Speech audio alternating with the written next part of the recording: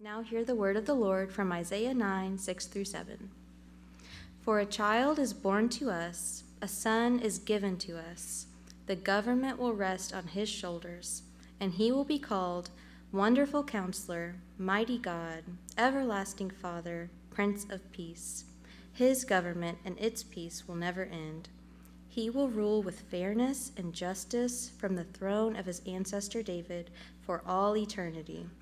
The passionate commitment of the Lord of heaven's armies will make this happen.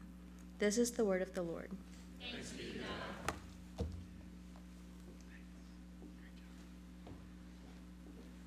You may be seated.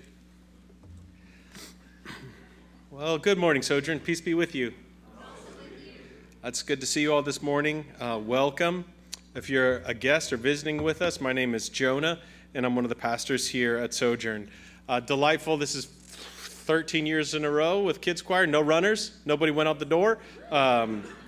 So, man, thank you to, and I don't know if you guys can see it from back there, but like all the teenagers here kind of leading the thing with them, it's really delightful. So thanks for coming. If you're a family member, seeing your little babies up here singing. My oldest is aged out of the Kids Choir. Weird. But it's a great Sunday. It's fun seeing all of the life, and thank you for being here and being a part of it.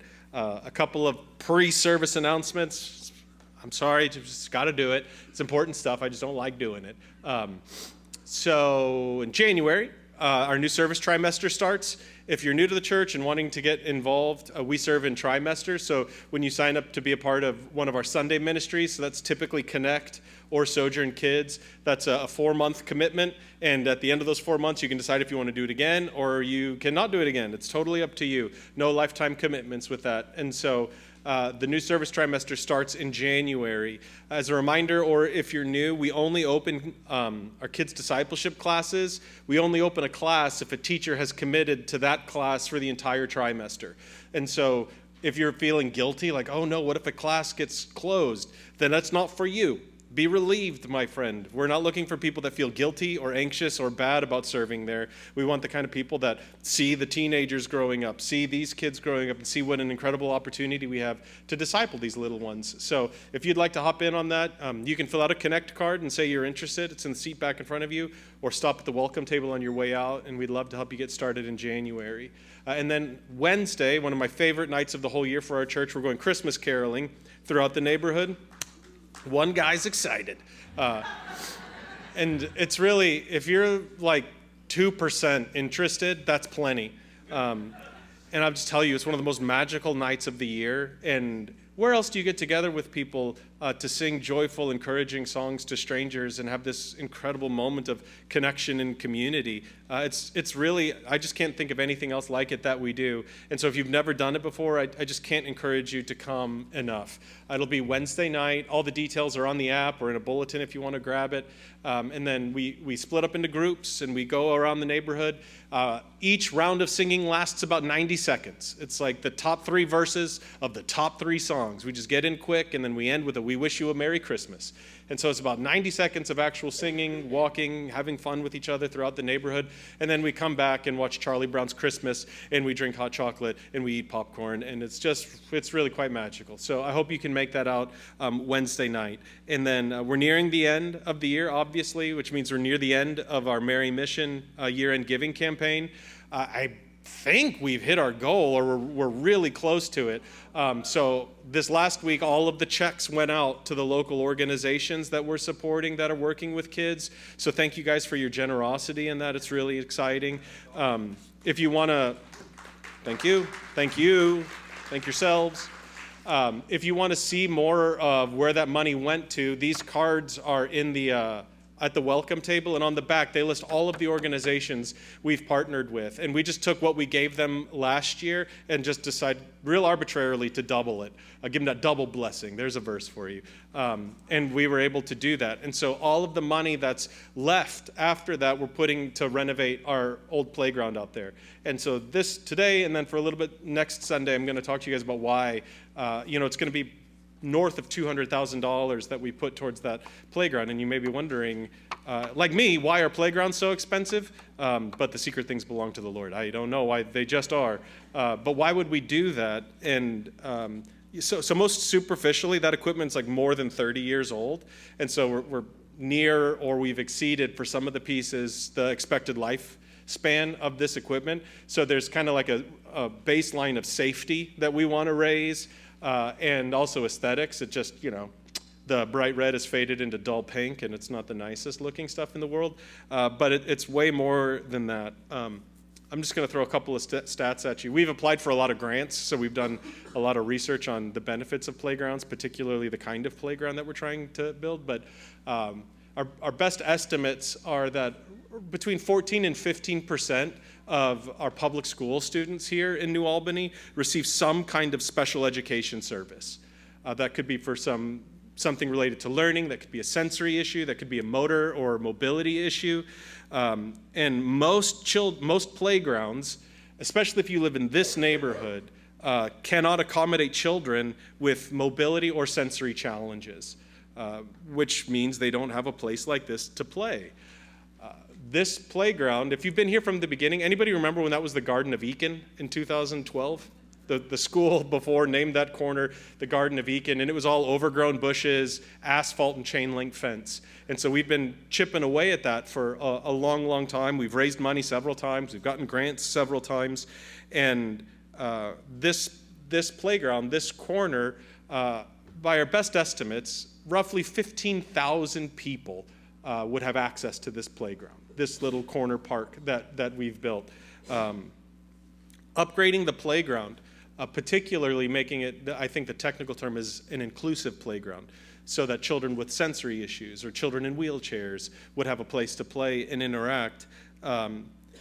It would make space for some of the easiest to overlook residents in our neighborhood, and I really think it would make our neighborhood an even more attractive place to live, which if you've been around for 10 plus years, this neighborhood today is not like it was a decade ago, and we have an opportunity to continue revitalizing this place.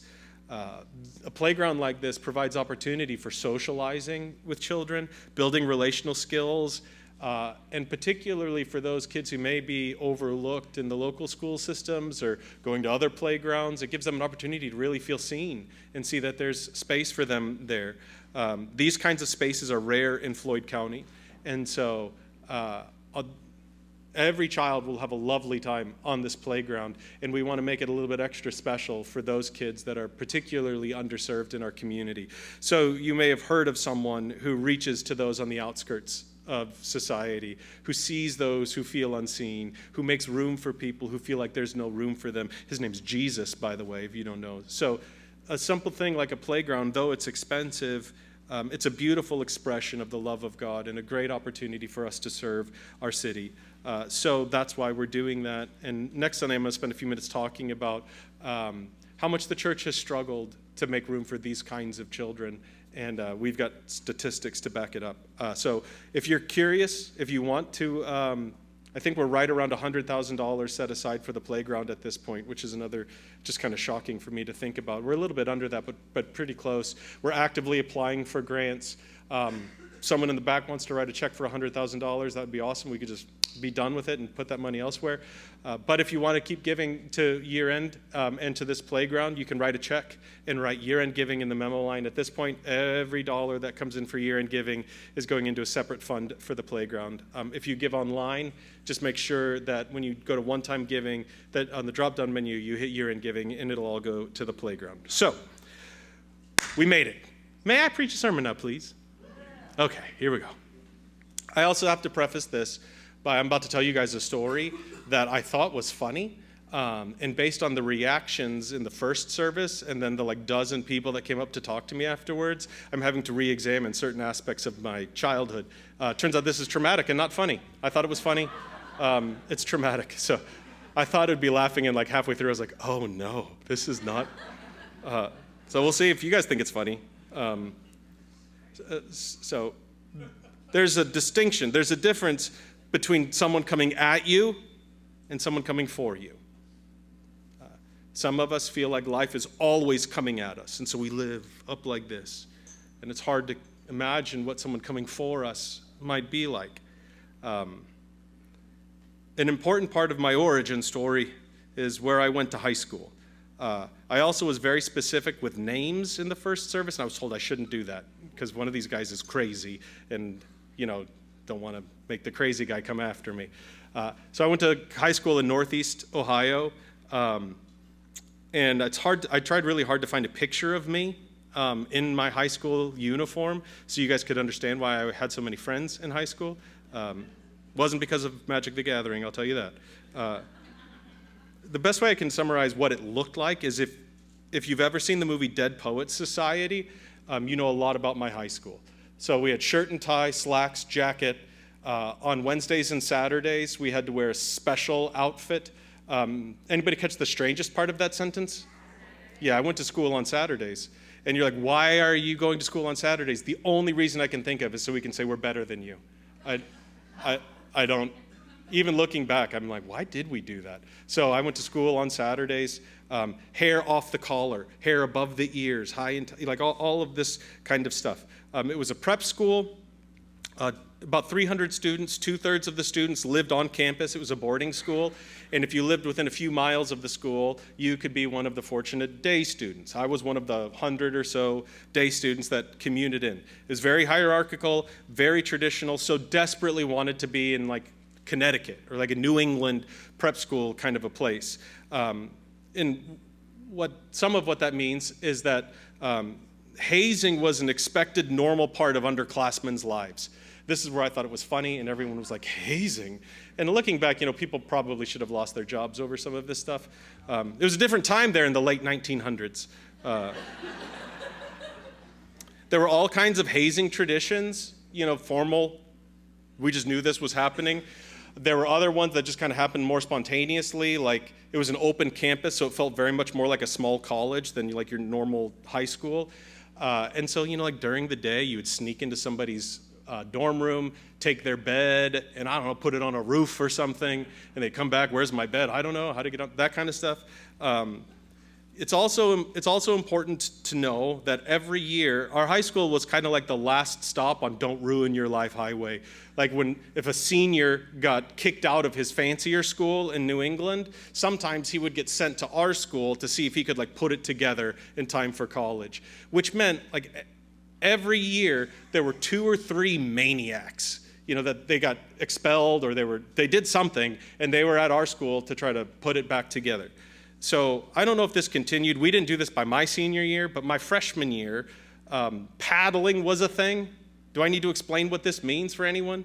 Seniors, particularly the maniacs, would get large wooden flat paddles and find the dorks or the kids they didn't like, and I don't know how else to say it, they would just hold them down and beat them with a paddle. And I guess it was funny. I thought it was funny before I said it in front of a room full of people. Well, let me tell you, when one of these maniacs had their hands on a paddle and you were one of the dorks, it was pretty terrifying. And so I don't know if I should say the guy's name or not. I want to so bad because I'm grown now. Don't do it. Don't do it. I'm not going to do it. All the ladies are saying don't do it, and I'm going to listen to the women. I'll tell you afterwards if you want. I already looked him up on Facebook, and why would he be watching? He's not. I didn't see him. I'm not going to say the guy's name. I'll call him JP. Those are his initials. That's a fair. JP. JP. Not Jordan Percival, by the way. Not Jordan Percival. JP was not well. He was also, I'm pretty sure he's on steroids. So he was totally jacked, and he wasn't right. He was like chewing bars outside of school, just chewing on metal or something. He just was unhinged. And JP purposed in his heart to introduce my rear end to his paddle. And I spent weeks dodging this guy. I weighed the same amount then as I do now. I was just 6 inches shorter, so I was a lot rounder and slower. And you're a freshman, you're a child. And this guy was a grown man maniac. And I spent weeks dodging this guy, jumping into bushes. Here comes JP, hiding, all of this kind of stuff. And it came to pass one day that I was cornered. I was in front of a dorm room. Old maniac JP's coming down, and I have one of these oh, what do you do? And he saw me, and he comes running after me, and I run in to the the dorm room. And an important part of this story is that one of the other maniacs at the school, his name was Andy. He too was jackeder than JP. And he was also a starting linebacker for the football team, which meant he could get away with some stuff. And I can remember he had long hair. Like for long, it meant like he was like shaggy, like down to here, which was crazy at our school. His name was Andy, I think. So I'm running, JP's coming, I'm terrified. And you should know Andy liked me. I don't know why, but he just decided to take pity on me. And so I get in this dorm room, hiding from the guy with the paddle, and they had phones hanging on the hallway, and I'm just going to need somebody to explain this to children in the room. There were phones with cords. You couldn't take it places. And my only hope was to call Andy, which meant calling his dorm room and seeing if he was there.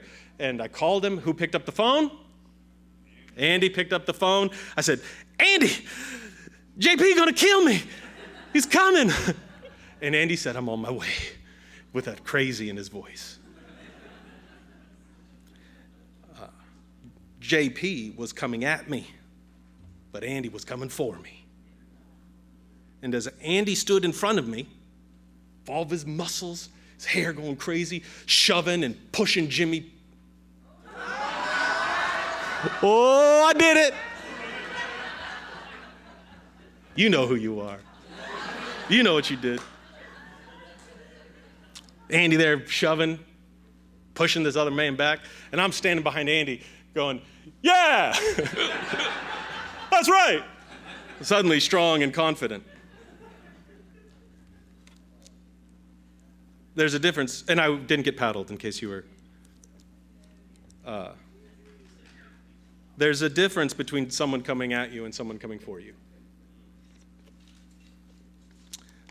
There's a difference when power pursues you for harm and when power pursues you for protection. Earlier in Isaiah, the prophet was speaking with his king, trying to reassure him that God would rescue his people. And he told the king that the Lord would give him a sign that would signify help was on its way. Here's the sign that God promised to the king, that God would save them. Isaiah 7:14 says, the virgin will conceive a child. She will give birth to a son and will call him Emmanuel, which means God is with us. The sign of the Lord's victory will be a child. And this promise led us into chapter 9, where Isaiah answers for us, well, how will this victory come about? Verse 6, again, we've heard it every week. We're told a child is born to us. You may be familiar with this verse, other translations that say unto us. A child is born. The sense is that he's born for us, to be with us. And the names of the Lord that Isaiah gives us shows us what is coming near when this child is born unto us. We saw last week that a wonderful counselor is drawing near to us. And now we get the second name of the Lord. The name of the Lord is Mighty God. Mighty God. This child promised by God, conceived by God's Spirit, born of a human, named Mighty God. He's already been called Emmanuel. That's why I brought up that Isaiah 7 verse. And this is important. Isaiah really wants to make it clear that this child that's coming is not just some godlike hero. Like, wow, he's incredible. The child is God himself. A couple chapters later in Isaiah 10, Isaiah calls God Almighty, the Creator God, Mighty God. When he tells us that a child will be born to us named Mighty God, he's saying capital G-O-D is coming to be with us. The Creator, the Almighty, Yahweh, the Lord Most High. He's making it unmistakable. This is not just some guy. This is God himself drawing near. This child is God, and this child is mighty. Mighty is most often used in the Bible to describe military or political force. This would have been kind of the cultural imagination of the day. When you hear of strong, you think of some kind of force. It's used to describe heroes in battle. Kind of the textbook definition is someone strong in attack or defense, a competent warrior. We have a strong, powerful, competent warrior who is also God. And the question we have to wrestle with in light of this promise is this hero, this mighty one, this strong leader, is he coming at us or is he coming for us? Does he come to confront us face to face, or does he come to defend us? Does he come to harm us, or does he come to protect us?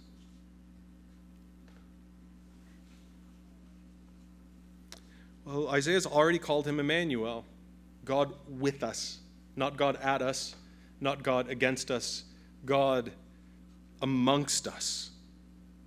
He's born to us. He's born for us.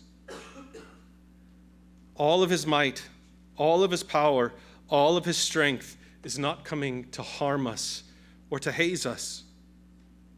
He does not come at us. He is coming among us. He is coming to be with us, amongst us, for us. This one who was promised, born of a human, conceived by God, this one who is God, has come to live among us and be for us a mighty God. When Isaiah asks, how will the salvation of the Lord come about? How will the victory of the Lord come about? We could also, maybe a way that might make more sense for us in this moment is to say something like, what must we do to be saved? In some version of this question is being asked almost all the time by almost every human. Other versions of the same question are things like, what must I do to know I'm enough? What must I do to be safe? What must I do to be loved?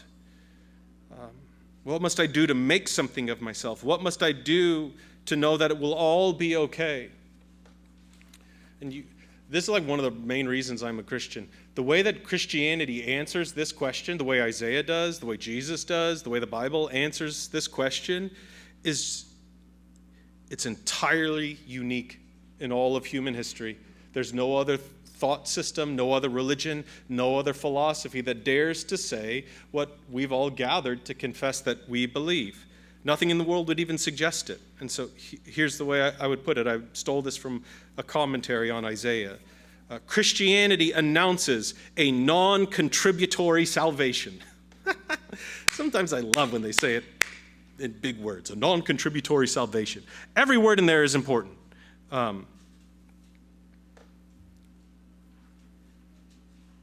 Christianity is the only religion that makes an announcement. Have you ever noticed this? Christianity announces a new reality. Christianity says something has happened. The announcement is not a statement of possibility or potential, which is very consistent in the whole Bible. Prophets say things like, salvation belongs to the Lord. Where did this child come from? God. Who conceived the child? God did. What will this child do? Save you. Who's doing the action here? It's God, over and over. God did this. God did this. God did this. Christianity makes an announcement. This is the new reality. And this announcement is, I got to think of a better way to say it, non-contributory, which means this is not an exchange of goods and services. This is not a transaction. Do this and he'll do this for you. Who amongst us has not said, oh man, I better do fill in the blank so that God will bless me later on? If I do this, maybe God will do this. I've done so much wrong in my life, and now here I am at church trying to make up for it. This is not what Christianity says. This is not what the Lord says. This is not what the Scriptures say. Maybe a simpler way to put it is Christianity says salvation is not a result of your efforts or your intentions. We are announcing an arrangement where you do not contribute. And I find that to be particularly relieving. It's such good news. This is not a transaction. This is something that the Lord has done. The mighty God is coming for you. Would this mighty God leave his plans in your hands, or would he place them on his own? He comes as a child. He comes to save and protect. This one who is proficient in attack and defense, this mighty warrior, comes to stand in front of you. And I wonder, you just got to hear it. It's an announcement that it's done. It has been done. It's over.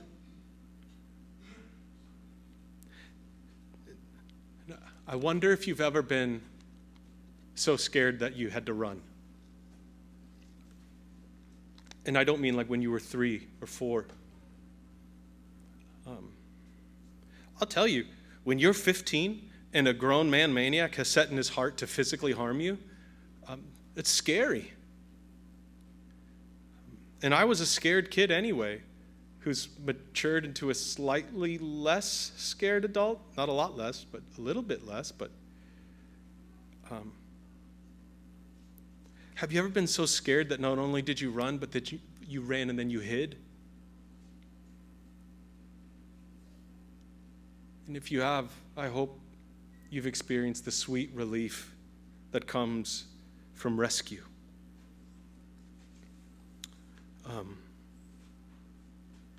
At the time, I was just thankful that I got out okay. And now looking back, it's one of those moments where you look back and like, oh, the Lord was teaching me something, wasn't he?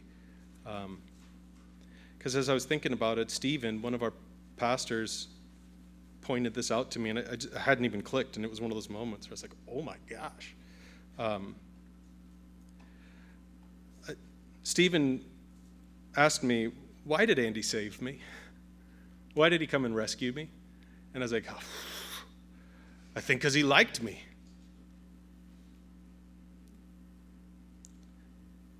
Please hear me. I was saved because someone stronger than me chose to set his affections upon me.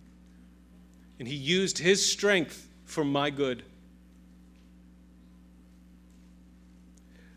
When we speak of being saved, when Christians for a few thousand years have tried to answer the question, what must we do to be saved?